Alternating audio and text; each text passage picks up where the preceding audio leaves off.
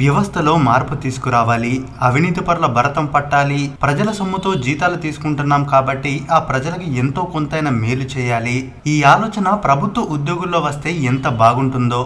కానీ అంత అదృష్టం మాకొద్దులే, జీతంతో పాటు జనం సొమ్ము కూడా నొక్కకపోతే మాకు ప్రశాంతంగా నిద్ర పట్టదు అనే అధికారులు ఎందరో.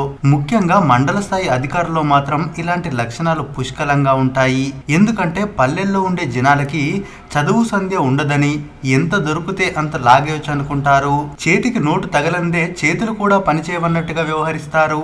కానీ ఓ తహసీల్దార్ మాత్రం ఇందుకు భిన్నం. అధికారి న్యాయంగా తన పని తాను చేస్తే ప్రజలకి ఎంత మేలు జరుగుతుందో చేతల్లో చేసి చూపించాడు.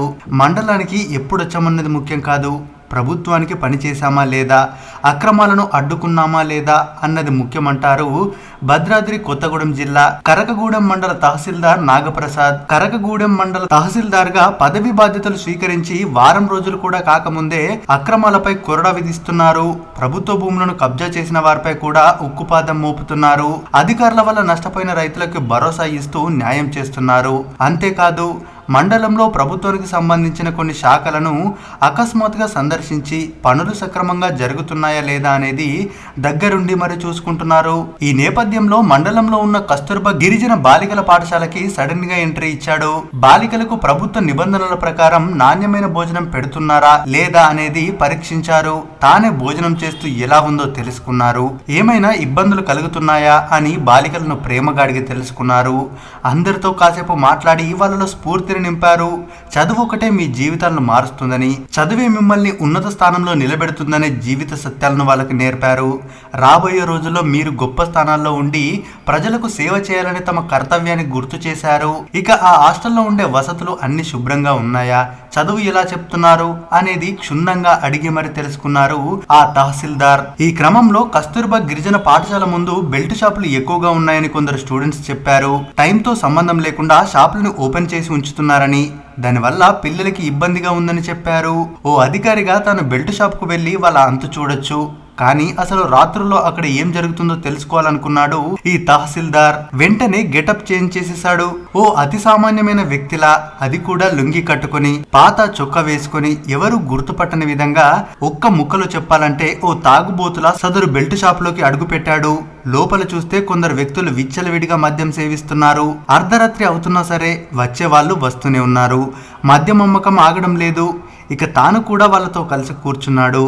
మాట కలిపాడు.